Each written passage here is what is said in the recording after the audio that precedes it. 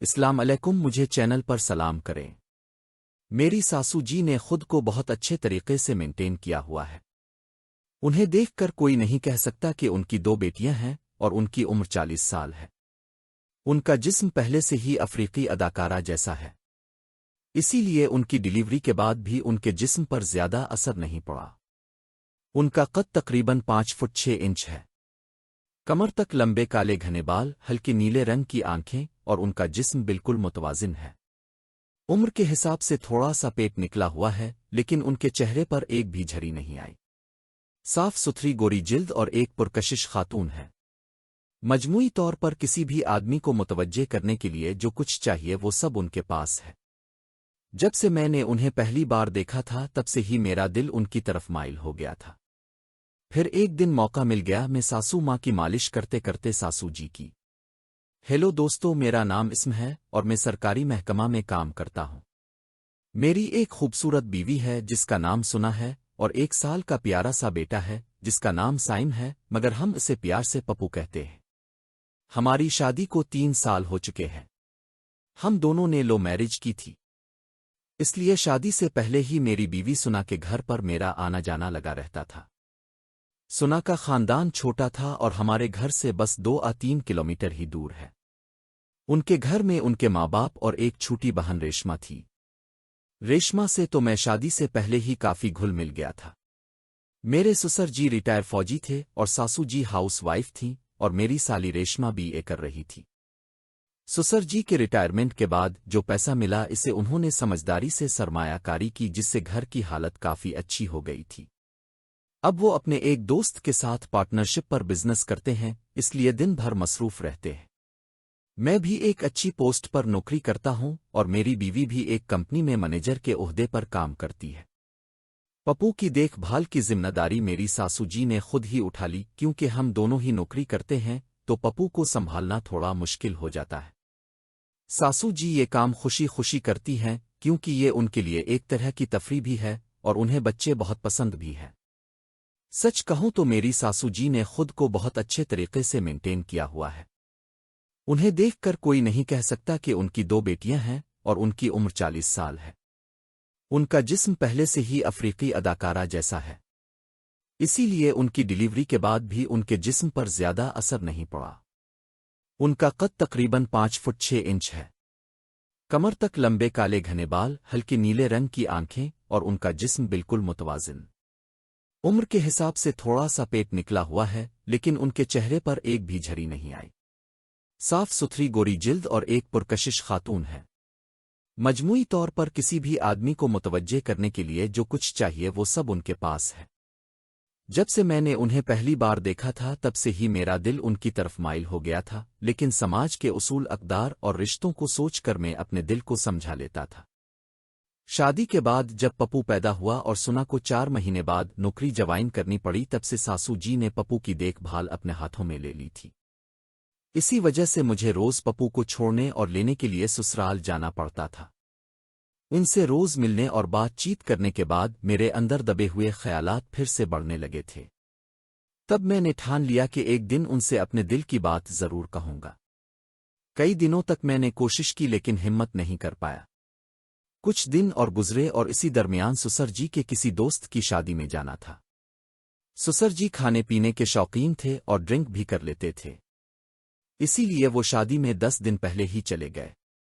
سسر جی شادی میں کہیں زیادہ ڈرنک نہ کر لیں، اسی لیے ساسو جی نے ان کا خیال رکھنے کے لیے اپنی چھوٹی بیٹی ریشما کو بھی ساتھ ہی بھیج دیا۔ گھر میں ساسو جی اکیلی رہ گئی تھیں، اس لیے میں نے اور میری بیوی سنا نے سوچا کہ جب تک سسر جی واپس نہیں آتے تب تک ہم سسرال میں ہی رہیں گے۔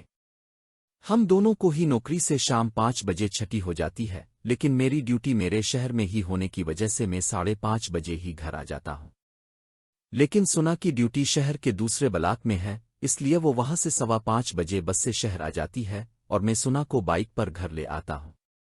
آج گھر میں صرف میں پپو اور میری ساسو جی رہ گئے تھے۔ جب بھی میں اپنے سسرال سے پپو کو لینے جاتا تھا تو وہاں سے چائے ضرور پیتا تھا، اور چائے میری سالی ریشما بناتی تھی۔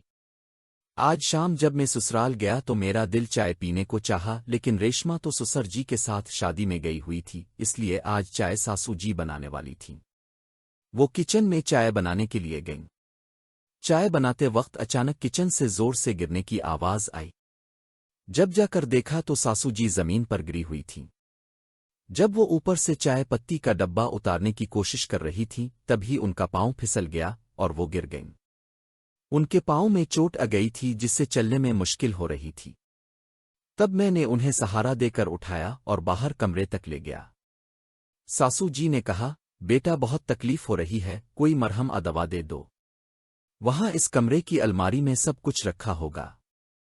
मैं फौरन अंदर गया और मरहम उठाकर ले आया और अपनी सासू जी के हाथों में दे दिया। उन्होंने मरहम हाथ में लिया और लगाने लगे।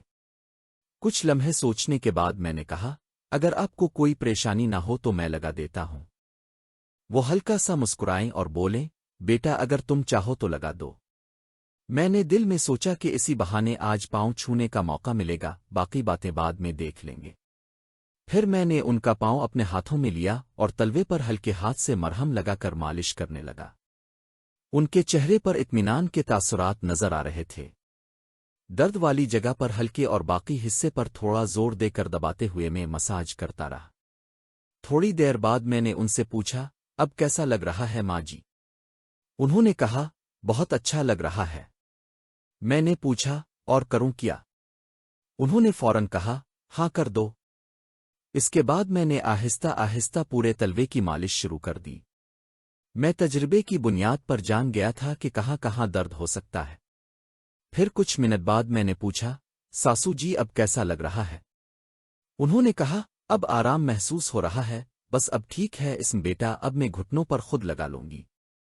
उनके ऐसा कहने से मेरा सारा जोश ठंडा पड़ गया, लेकिन मैंने हिम्मत करके फिर कहा, अगर आपको कोई एतराज ना हो तो मैं घुटनों की मालिश भी कर देता हूं। मुझे पता नहीं था कि उनका जवाब क्या होगा, लेकिन उन्होंने हंसते हुए कहा, तलवों पर मरहम लगाते लगाते अब घुटनों पर लगाने के लिए तैयार हो गए। इस सवाल से मैं चौंक गया, समझ नहीं आया क्या जवाब दूं। तभी वो बोले, इसमें बेटा अगर तुम लगाना चाहते हो तो लगा दो, मुझे कोई एतराज नहीं है। ये सुनकर मैं संभलते हुए बोला, मैं तो बस आपकी मदद के लिए कह रहा था क्योंकि मेरी माँ नहीं है। उनकी खिदमत करने का मौका तो नहीं मिला, मैंने सोचा चलूं अब की खिदमत कर दूं। उन्होंने मुस्कुराते हुए मरहम मेरे हाथ में दे दिया और फिर मैं खुश होकर उनके घुटनों की मालिश करने लगा। मैंने फिर से हाथ आहिस्ता आहिस्ता घुमाते हुए उंगलियों से दबाव लगाकर मालिश शुरू की। आज शुक्र की बात यह थी कि सासू जी सीधी लेटी हुई थी, इसलिए उन्हें यह सब दिखाई नहीं दे रहा था, वरना पता नहीं देखकर उनका क्या रद्दे अमल होता। लेकिन मैं तो इस बात से खुश था कि इतने सालों में जो भी बातें मेरे दिल के अंदर दबी हुई थीं शायद वो आज पूरी हो सकती है।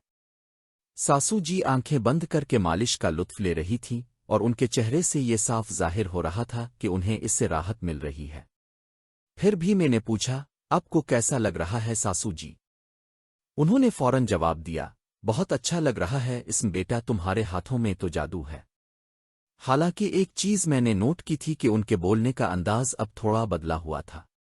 ये सुनकर मैं थोड़ा चौकन हो गया, लेकिन इससे मेरी हिम्मत और भी ज्यादा बढ़ गई।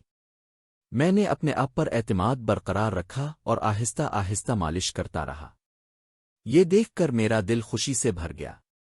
मुझे ऐसा लग रहा था जैसे मैं अपनी असली माँ की खिदमत कर रहा हूं। तभी अचानक मेरा मोबाइल बजा। देखा तो मेरी बीवी सुना का फोन था। सुना ने कहा, मैं बस स्टैंड पर आ गई हूं, मुझे ले जाओ, आज मुझे जल्दी छुट्टी मिल गई है। मैंने कहा, बस 5 मिनट में पहुंच रहा हूं। इसके बाद मैं वहां से निकलने लगा और उठकर खड़ा हुआ। फिर सासू जी ने मेरी तरफ देखा और कहा, इसमें बेटा तुमने जो भी किया वो किसी ने कभी नहीं किया। तुम्हारा ये एहसान मैं नहीं भूलूंगी। मैंने हल्की मुस्कुराहट के साथ कहा, अरे इसमें एहसान की क्या बात है माँ, आपको खुश रखना मेरा फर्ज है। उन्होंने सर हिलाते हुए कहा, शायद तुम्हारे लिए ये फर्ज था, लेकिन मेरे लिए ये एक नई शुरुआत जैसा है। मैं उनकी बातों को समझने की कोशिश कर रहा था, लेकिन ज्यादा कुछ कहे बगैर ही मैं घर से बाहर चला गया।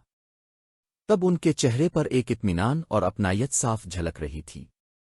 रास्ते में मेरे दिल में बस यही ख्याल था कि कभी कभी रिश्ते अपने असल मानी तब समझ में आते हैं जब हम दिल से किसी की मदद करते हैं। शायद आज का दिन हमारे रिश्ते की एक नई शुरुआत था। پھر میں اپنی بیوی سنا کے پاس پہنچا تو اس نے پوچھا، اتنی دیر کیوں ہو گئی آنے میں؟ تب میں نے مسکراتے ہوئے جواب دیا، میرے دل میں ایک عجیب سا سکون تھا، شاید کچھ رشتے ایسے ہی ہوتے ہیں۔